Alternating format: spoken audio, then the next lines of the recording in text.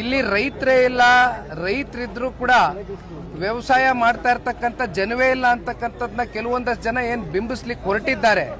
ಅದಕ್ಕೋಸ್ಕರ ನಾನು ಇವತ್ತು ಮಾಧ್ಯಮದ ಸ್ನೇಹಿತರಿಗೂ ಕೂಡ ಮನವಿಯನ್ನ ಮಾಡ್ತೇನೆ. ನಮ್ಮೆಲ್ಲರ ಜವಾಬ್ದಾರಿ ಇದೆ. ಇಲ್ಲಿ ನಾನು ಪ್ರಾರಂಭದಲ್ಲಿ ಮಾತಾಡಬೇಕಾದ್ರೆ ನಾನಾಗ್ಲಿ ಮಂಜಣ್ಣವರಾಗ್ಲಿ ಒಂದು ಮಾತು ಹೇಳಿದ್ವಿ, ಇಲ್ಲಿ ರಾಜಕಾರಣ ಮಾಡ್ತಕ್ಕಂಥದ್ದಾಗ್ಲಿ ರಾಜಕಾರಣ ಬೆರೆಸ್ತಕ್ಕಂಥದ್ದಾಗ್ಲಿ ಇದು ವೇದಿಕೆ ಅಲ್ಲ. ಇದು ರೈತರ ಬದುಕಿನ ಪ್ರಶ್ನೆ.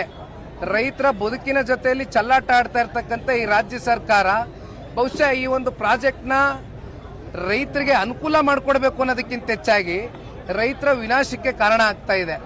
ಇದು ಒಂದು ರೀತಿ ಪ್ರತಿಷ್ಠೆಗೆ ತಗೊಂಡಂತೆ ಕಾಣ್ತಾ ಇದೆ. ಇಲ್ಲಿ ಯಾರದೇ ಪ್ರತಿಷ್ಠೆಯ ಪ್ರಶ್ನೆ ಆಗಿರಬಾರ್ದು ಇದು.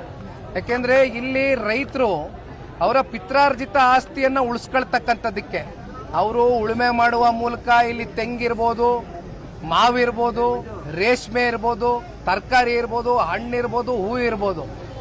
ಆಮೇಲೆ ಇದು ಯಾವುದು ಬಂಜರ್ ಭೂಮಿ ಅಲ್ಲ, ಇದು ಫಲವತ್ತಾದಂತ ಒಂದು ಭೂಮಿ, ಫಲವತ್ತಾದಂತ ಒಂದು ಜಮೀನುಗಳಲ್ಲಿ ಇವರು ವ್ಯವಸಾಯ ಮಾಡ್ಕೊಂಡಿದ್ದಾರೆ. ಆಮೇಲೆ ಇಲ್ಲೇನು ಎಲ್ಲರೂ ಏನು ದೊಡ್ಡ ರೈತರೇನಿಲ್ಲ. 10 ಗುಂಟೆ 15 ಗುಂಟೆ 20 ಗುಂಟೆ ಇಟ್ಕೊಂಡಿರ್ತಕ್ಕಂಥ ರೈತರು ಬಹುಸಂಖ್ಯಾತ ದೊಡ್ಡ ಮಟ್ಟದಲ್ಲಿ ಇದ್ದಾರೆ, ಸಣ್ಣ ರೈತರುಗಳು.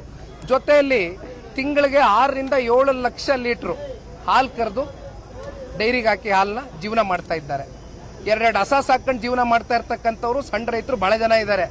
ಅವರ ಪರಿಸ್ಥಿತಿಗಳೇನಿದೆ ಆ ವಾಸ್ತವಕ್ಕೆ ಹತ್ತಿರವಾಗಿರ್ತಕ್ಕಂಥ ಒಂದು ವರದಿಯನ್ನ ಕೈ ಜೋಡಿಸಿ ಇವತ್ತು ಮಾಧ್ಯಮದ ಸ್ನೇಹಿತರಿಗೆ ಮನವಿಯನ್ನ ಮಾಡ್ತೇನೆ. ನಿಮ್ಮ ಎಲ್ಲರ ಜವಾಬ್ದಾರಿ ಇದೆ. ಇದನ್ನು ಬಿತ್ತರಿಸ್ತಕ್ಕಂಥ ಪ್ರಾಮಾಣಿಕ ಕೆಲಸ ಮಾಡಿ ನನ್ನ ಜೊತೆಯಲ್ಲಿ ಬನ್ನಿ.